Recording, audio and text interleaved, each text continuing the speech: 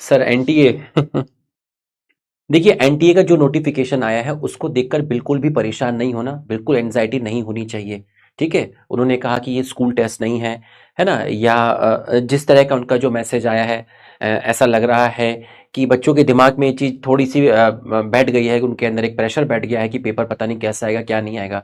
बच्चों paper last year जैसा ही आएगा, ठीक है।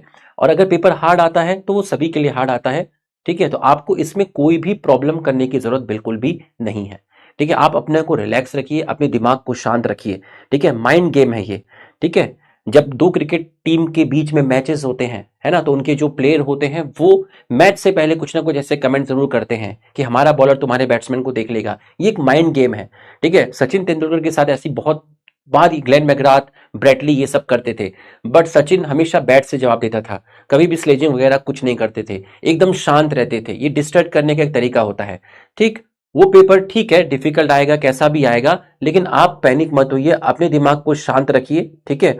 और आपने जो पूरे साल पढ़ा है, ठीक है, आपने जो प्रिपरेशन की है उस पे ट्रस्ट कीजिए, पीडब्ल्यू पे ट्रस्ट कीजिए, पीडब्ल्यू के टीचर पे ट्रस्ट कीजिए, अपनी मेहनत पे ट्रस्ट कीजिए, अपनी रिवीजन स्ट्रेटेजी पे ट्रस्ट कीजिए, आपने जो टेस्ट दिए हैं उस पे ट्रस्ट कीजिए, उस टेस्ट के बाद आपने जो टेस्ट का एनालाइज किया उसका उसके ऊपर आप ट्रस्ट कीजिए। आप अपनी क्षमता पर बिल्कुल भी वो मत कीजिए, आप अच्छा करेंगे, बिलीव मी आप बहुत अच्छा करेंगे, ठीक है।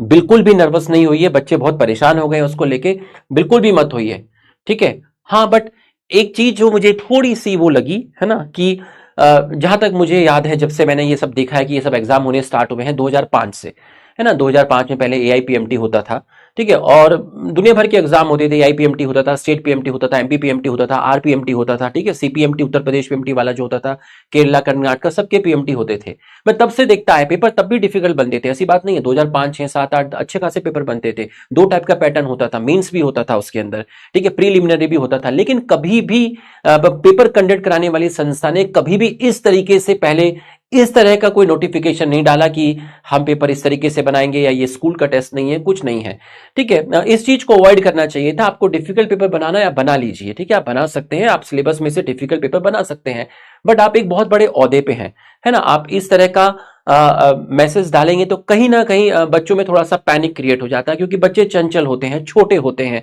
उतनी समझ नहीं होती है, उतनी मैच्योरिटी नहीं होती है ना। वो वैसे ही इतने स्ट्रेस में और इतने प्रेशर में अपनी प्रिपरेशन कर रहे हैं, ठीक है।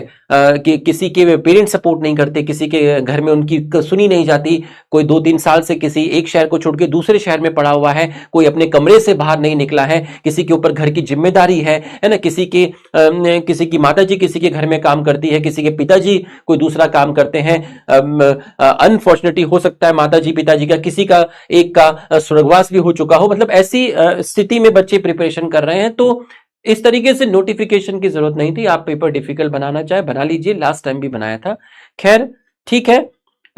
बस हम यही आपको कहना चाहेंगे, आप पैनिक मत लीजिए बेटा, एकदम पॉजिटिव रहिए, अपनी प्रिपरेशन कीजिए, ठीक है। हाँ आप अपनी प्रिपरेशन कीजिए बस।